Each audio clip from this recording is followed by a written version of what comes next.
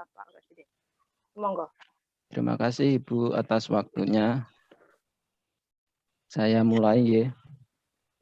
Assalamualaikum warahmatullahi wabarakatuh. Waalaikumsalam warahmatullahi wabarakatuh. Bagaimana kabarnya anak-anakku semua? Alhamdulillah Pak. Baik, Alhamdulillah. Alhamdulillah baik. Sudah sarapan semua ya ini? Ampun, Pak. Alhamdulillah. Kalau yang belum sarapan nanti silahkan ke kantin ya. Tapi pada waktu jam istirahat tentunya, jangan sekarang. Ya Pak Guru. Ya, terima kasih murid-muridku yang baik. Dalam kesempatan kali ini karena pembelajarannya daring, maka oleh karena itu mari kita buka pembelajaran pada pagi hari ini dengan membaca basmalah bersama-sama. Bismillahirrahmanirrahim. Hari ini semuanya masuk ya, hari ini. Novi masuk di Novi. Hadir Pak, saya Pak, di sini Pak. Alhamdulillah. Kemarin katanya sakit habis apa itu tertimpa buah kelapa ya, alhamdulillah sekarang sudah sembuh Pak. Alhamdulillah. Semoga kita semua diberikan kesehatan khususnya di masa pandemi ini agar kita bisa melaksanakan seluruh aktivitas kita baik belajar maupun membantu orang tua. Suka membantu orang tua semuanya ya? Amin. Tentunya Pak. Oke Pak, harus Pak. Ya, murid-murid Madrasah Aliyah Sultan Agung memang luar biasa ini. Calon-calon pemimpin bangsa. Amin. Oke. Sebelum pembelajaran kita mulai, saya pastikan kalian mengecek perlengkapan pembelajaran mulai dari buku-buku, kemudian sinyalnya oke semua ya? Oke Pak. Baik Pak. Jangan sampai tersendat-sendat. Kalau yang tersendat-sendat videonya bisa dimatikan itu ya, untuk biar nanti efektif. Kalau yang normal apalagi jaringannya pakai WiFi, itu malah lebih bagus lagi. Oke, pada hari ini kita akan meneruskan pembelajaran kita pada pertemuan yang dulu tentang proses pemilihan Khulafaur Rasyidin. Ya, proses pemilihan Khulafaur Rasyidin. Sebagaimana kita tahu bahwa sahabat itu sangat berduka ketika Nabi Muhammad SAW wafat. Masih ingat ya wafatnya Nabi Muhammad SAW? Masih Pak. Masih Pak. Ya, alhamdulillah masih semua. Yang jelas kalian harus ingat wafatnya itu hari apa? Hari Senin. Tanggal 12 Rabiul Awal. 12 Rabiul Awal. Dan wafatnya Nabi ini sama dengan kelahiran Kanjeng Nabi Muhammad. Ketika sahabat waktu itu sedih sekali mendengar dan melihat Nabi Muhammad SAW wafat, maka ketika itu sahabat saling bermusyawarah satu sama lain ya. Kemudian muncullah sosok Abu Bakar yang dipilih ketika itu untuk menggantikan Nabi Muhammad sebagai pemimpin umat Islam pada waktu itu. Nah, itu merupakan Khulafaur Rasyidin yang pertama atau khalifah yang pertama yang bernama Abu Bakar As-Siddiq. Oke. Saya share screen dulu ya. Untuk tujuan pembelajaran kita pada pagi hari ini adalah sudah kelihatan apa belum? Share screen-nya. Sudah Pak. Sudah ya? Sudah Pak.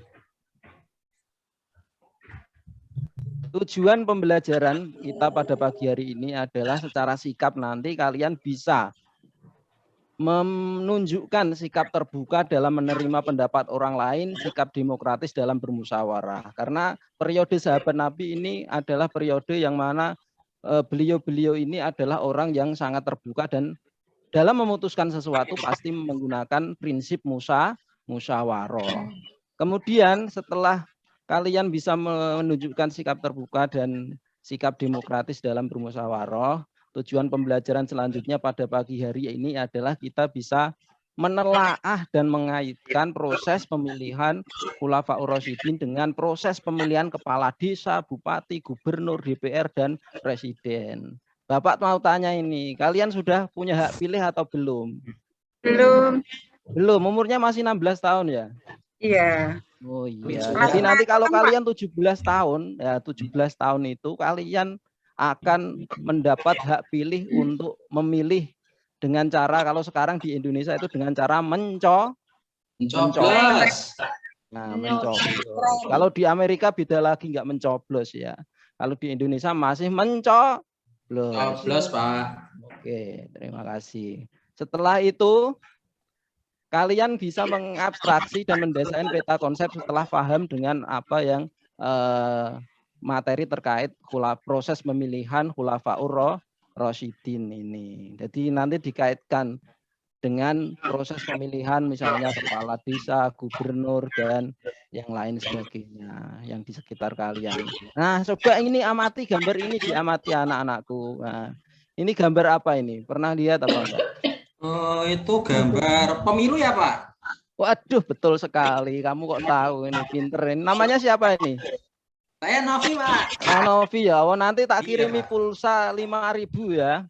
Terima Nah, kasih, karena Pak. kamu Iya, Pak. Iya, Pak. bagus sekali, pinter anak Novi yang satu ini memang luar biasa, tapi yang lain juga luar biasa. Nah, makanya nanti aktif, kalau aktif nanti dikasih reward Pak Guru, entah pulsa, pulpen, atau mungkin Stip X juga bisa ya. Dan buku-buku atau juga bisa. Nah, proses pemilihan umum seperti ini itu juga pernah dilakukan di masa Khulafaur Rasyidin. Jadi proses pemilihan umum sudah dilakukan pada masa Khulafaur Rasyidin. Nah, pertanyaan Khulafaur Rasyidin yang melaksanakan proses pemilihan umum dengan sistem seperti ini atau dengan cara seperti ini. Nah, coba nanti kalian amati bersama-sama. Di samping proses demokrasi seperti ini, nanti juga kalian akan kita bawa bagaimana proses pemilihan Khulafaur Rasyidin ini di samping melalui sistem seperti ini, ada juga yang sistem yang lainnya. Nah, kalau mau tahu lanjutannya apa tidak? Tentu, Pak. Kalau mungkin dari sini coba diamati, kalian ada pertanyaan atau tidak. Kalau tidak nanti saya lanjut ya. Oke, sekarang identifikasi. Jadi kalian misalnya dalam Pilkades itu kan juga ada pemilihan umum. Kenapa sih kita harus memilih pemimpin yang baik? Kenapa? Coba ada yang bisa menjawab apa enggak? Ini karena Tidak baik. Kita kejahatan, Pak. Betul. Terus Kalau pemimpin yang baik, insya Allah nanti rakyatnya akan menjadi baik, Pak. Alhamdulillah. Oke, dalam menentukan sebuah pemimpin itu kita harus benar-benar mengetahui jejak rekamnya, track recordnya. Misalnya kalian mau naik pesawat terbang, ini sekedar motivasi ya. Misalnya kalian mau naik pesawat terbang, kalian kemudian ada ini karena pesawat terbangnya ini penumpangnya itu sistemnya demokratis, maka bisa memilih pilot sesuai keinginan. Nah, kemudian pilot yang pertama itu menawarkan kepada penumpang. Jadi ini penumpangnya kalian mau naik bisa memilih. Pilot yang pertama menawarkan kepada penumpang bahwa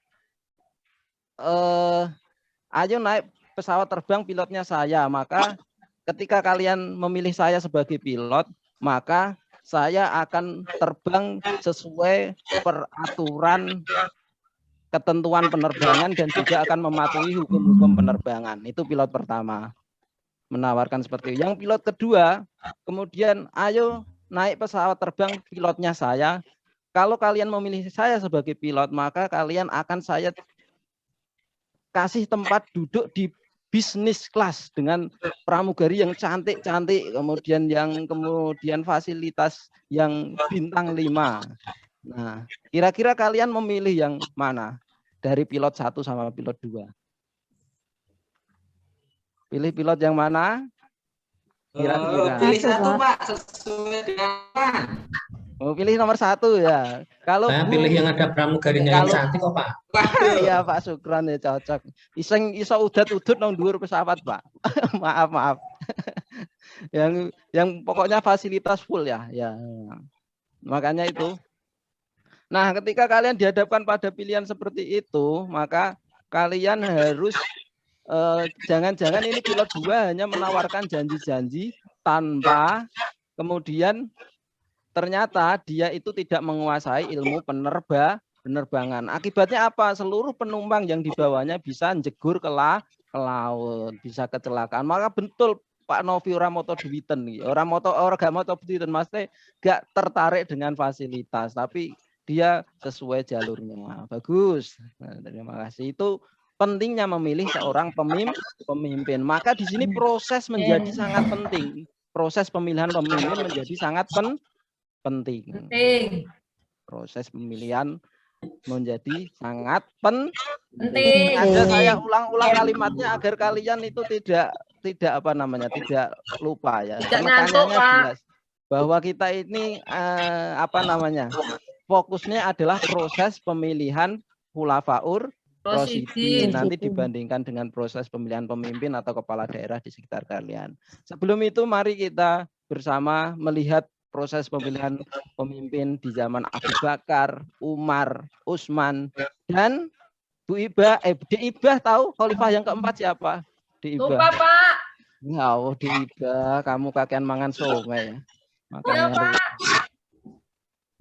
khalifah keempat siapa? Di Eva. Ali bin Abi Thalib, Pak. Oke, Ali bin Abi Thalib, pinter sekali ya. Baru Kita ingat masuk. aku, Pak. Nah, iya. Kamu jangan diingat somai ya. Oke, kita sekarang akan melihat video saja. Mau PPT atau mau video? Saya punya video sama saya punya PPT. Video, Pak. Video aja ya. Nah, nanti oke, ini video yang saya buat 1 hari 1 malam tanpa tidur ya. Nah, ini adalah proses pemilihan khulafaur rasyidin. Ini secara singkat saja ya. Nanti kalian bisa cek video ini dengan buku mata pelajaran kalian, apakah yang saya sampaikan di sini sudah benar atau belum ya. Oke. Nggak dengar suaranya ya? Ya, Belum Pak. kelihatan, Pak. Videonya nggak Pak. kelihatan. Iya. Nggak kelihatan, Pak. Ini video apa ya, Pak? Yang kelihatan di situ apa? Abu Bakar As-Siddiq. Iya. PowerPoint-nya, PowerPoint Bapak. tadi, Pak. Oh alah, kok videonya nggak kelihatan ini ya. Ya sabar ya. Orang sabar disayang sama Tuhan ya. Sang sahabat disayang sama kekasihnya. Waduh, lah malah wis kekasih-kekasihan baru kelas 1 SMA ini gimana? Untuk menambah semangat, Pak. Ya. Uber kok, Pak. Iya. Ibah sama Novi ini jangan-jangan ada sesuatu ini kok nyambung terus ini. Sesuatu dibalik sesuatu, Pak. Ya, oke, proses pemilihan Abu Bakar sudah kelihatan videonya? Belum, Pak. Aduh, ya wes PowerPoint Belum, aja ya. Bapak.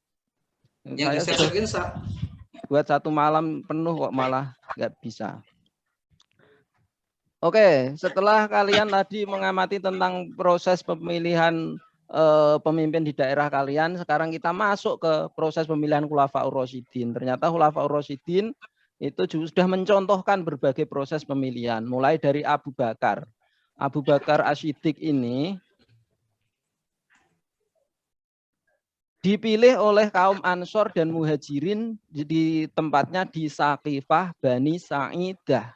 Ya, ketika setelah Nabi Muhammad SAW wafat, maka ketika itu kaum Ansor dan Muhajirin berkumpul rembukan iki piye, waduh iki Kanjeng Nabi kok meninggal, ini bagaimana ini terjadi kebimbangan. Kemudian akhirnya ada beberapa peristiwa di situ. Nanti kalian baca secara detail di buku dan handout yang sudah saya kirimkan. Terus diputuskanlah memilih Abu Bakar As-Siddiq di Sakifah Bani Sa'idah melalui apa? Musyawarah. Oke. Setelah Abu Bakar As-Siddiq memimpin selama 2 tahun, kemudian beliau memberi wasiat kepada kaum muslimin. Jadi pengangkatan Umar bin Khattab ini melalui proses wasiat oleh Abu Bakar. Kenapa Abu Bakar mewasiatkan untuk menunjuk Umar sebagai khalifah? Karena saat itu kondisi, ya, jangan lupa ya, kondisi umat Islam saat itu sedang rame atau sedang marak-maraknya yang namanya peperangan memerangi orang-orang yang murtad dan juga orang-orang yang memberontak dan tidak mengakui kekhalifahan setelah Nabi Muhammad. Maka Abu Bakar merasa bahwa Umar bin Khattab ini adalah sosok yang tegas yang mampu menjawab kebutuhan atau menjawab segala permasalahan problematika umat Islam saat itu ya. Kemudian setelah Umar bin Khattab ternyata sudah berhasil, Umar bin Khattab kemudian tidak ingin umat Islam itu berkonflik dalam memilih seorang khalifah, maka beliau membentuk yang namanya Ahwa. Siapa yang tahu Ahwa? Ahwa adalah Ahlul Hali wal Aqdi.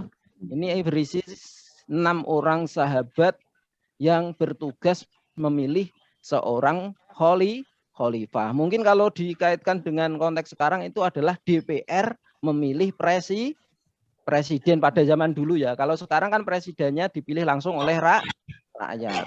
Kalau dulu itu presiden dipilih oleh DPR zamannya Pak Harto. Oke. Kemudian selanjutnya setelah terpilih Ahwa, kemudian yang menggantikan Umar siapa? Akhirnya terpilihlah sahabat Utsman bin Affan. Sahabat Utsman bin Affan ini terpilih ditunjuk oleh 6 orang sahabat yang sepakat untuk menunjuk Utsman bin Affan. Setelah Utsman bin Affan, singkat cerita, nanti pokoknya ini saya terangkan secara garis besarnya ya. Kemudian terpilihlah Ali bin Abi Thalib. Keadaan umat saat itu ketika Utsman meninggal itu sedang terjadi pergolakan yang luar biasa. Kemudian pertama sahabat Ali itu tidak mau dipilih jadi khalifah, sahabat Ali itu. Karena beberapa hal termasuk di dalamnya itu ketika sahabat Ali menolak maka tidak mau, maka keadaan umat Islam semakin kacau balau. Akhirnya mengingat mafsadah dan manfaatnya lebih banyak manfaat, akhirnya sahabat Ali mau dipilih menjadi seorang khalifah. Jadi ini khalifah keempat ya. Di Ibah masih ada ya. Khalifah keempat siapa namanya di Ibah? Ali bin Abi Thalib. Di Ibah jajan somai nggak ada ya. Oke, itulah proses secara singkat pemilihan Khalifah Ali bin Abi Thalib. Kemudian setelah ini silakan kalian mengidentifikasi kira-kira Pilkades itu mirip pemilihan masa khalifah siapa. Terus pemilihan DPR mirip khalifah masa pemilihan siapa. Terus kemudian pilihan bupati, gubernur atau presiden itu mirip pemilihan siapa ya. Oke, coba kita sejenak silahkan ditulis di kertasnya masing-masing dulu ya, coba diidentifikasi itu masalahnya, problemnya. Oke, sudah selesai. Oke, kita saya anggap ini murid-murid saya pintar semua, alhamdulillah sudah selesai semua. Nah, kemudian kita nanti untuk mengukur pemahaman kalian, maka saya akan mengirimkan ya Google Form di sini ya, Google Form tentang apa ini ya, penilaian sikap. Nanti kalian silahkan diisi Google Form-nya. Saya akan tunjukkan tata cara tata cara mengisinya. Oke, saya bukakan dulu ya, sabar ya. Iya, Pak. Sebentar. Ini mana linknya tadi? Kok malah jadi pulpen?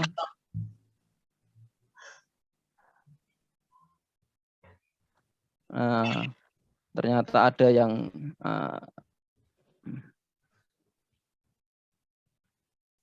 oke. Jadi kalian nanti silahkan tinggal milih za atau tidak. Oke, saya kopikan dulu linknya ya. Tunjukkan kalian untuk contohnya. Kalian kan baru pertama kali ini ya ngisi Google Form secara online. Penilaian diri nanti terdiri dari aspek spiritual dan sosial. Jadi silahkan nanti tulis nama misalnya Novi ya, Novi SKIB. Nah, nanti menerima, ini yang sikap spiritual ya, menerima perbedaan karakteristik. Ya, ini contohnya misalnya. Setelah aspek spiritual, nanti kalian berlanjut ke aspek sikap sosial. Sikap sosial ini adalah sikap bermusyawarah. Nama siapa lagi? Novi lagi misalnya ya. Kelas SKIB. Nah, aktif mengajukan pertanyaan dengan tertib ya, misalnya mendengar ketika temannya menyampaikan pendapat. Nah, isi sesuai dengan apa yang kalian alami, tidak usah malu-malu. Jadi kalaupun jawaban kalian tidak akan kita hukum ya, tidak akan kita berikan punishment, justru kita berikan bimbingan atau reward. Nah, setelah mengisi Google Form tersebut, kita masuk mengisi ke LKPD untuk mengukur sejauh mana kemampuan kalian dalam aspek pemahaman terhadap materi yang sudah saya sampaikan terkait proses pemilihan khulafaur rasyidin. Nah, ini saya contohkan juga di sini ya. Saya copy linknya, kemudian saya buka di, kelihatan ya sini dari situ? Belum, Pak. LKPD-nya nggak kelihatan? Iya, Pak. Mungkin di stop screen dulu baru dilanjutkan, Pak. Oh gitu ya? Ya, di stop screen dulu lalu lanjutkan, Pak. Oh ya Allah Gusti, dari tadi ternyata belum kelihatan ya. Yang aspek sikap tadi juga belum kelihatan? Belum. Belum, Pak. Nah, saya share screen dulu ya. Share screen. Oke, sudah kelihatan ya? Sudah, Bapak. Sudah ya. Ini yang LKPD yang untuk mengukur pemahaman kognitif kalian ya. Silakan tulis nama, kelas, nomor absen. Nanti di situ ada petunjuk pengerjaannya.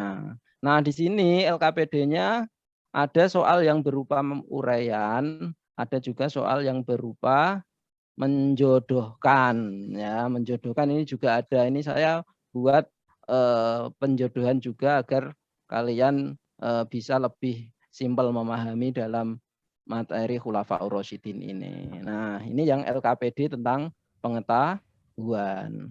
Nah, sekarang saya ulangi yang untuk sikap spiritual. Nah, ini tadi sudah saya isi. Tak kira itu kalian tadi sudah tahu. Nah, saya ulangi ya yang ini. Nah, ini penilaian sikap spiritual. Nama Novi misalnya SKIB, nanti klik. Nanti tinggal menjawab za atau tidak.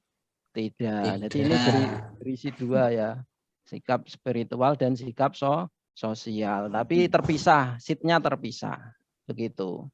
Oke, setelah kalian mengerjakan LKPD nanti kita lanjutkan dengan kalian mendesain peta konsep dan atau mengabstraksi proses pemilihan khulafaur rasyidin dibandingkan atau dikaitkan dengan proses pemilihan pemilu di di sekitar kalian, baik itu pilkades, pilgub, pilbub, kemudian yang lain-lain.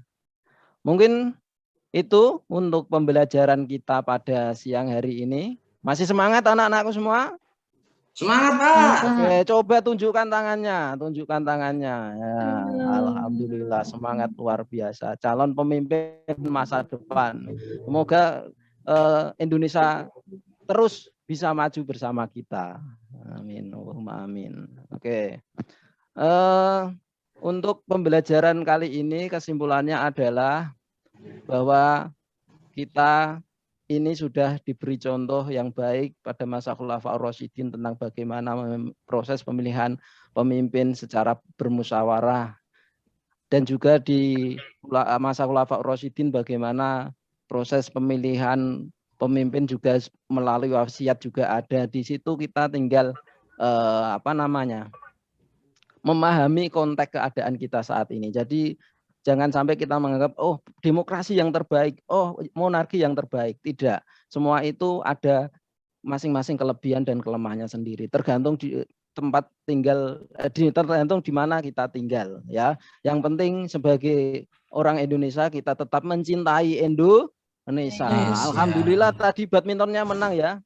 Iya, hebat. Ini menunjukkan nasionalisme, menumbuhkan juga termasuk menumbuhkan nasionalisme kita sebagai warga negara Republik Indonesia. Tanah air, karena sistem pemerintahan yang ada di Indonesia itu juga sudah terinspirasi dari proses pemilihan Khulafaur Rasyidin pada masa Khulafaur Rasyidin. Terima kasih, itu yang dapat saya sampaikan. Apabila ada salah kata, mohon maaf sebesar-besarnya. Wassalamualaikum warahmatullahi wabarakatuh. Waalaikumsalam Waalaikumsalam warahmatullahi wabarakatuh.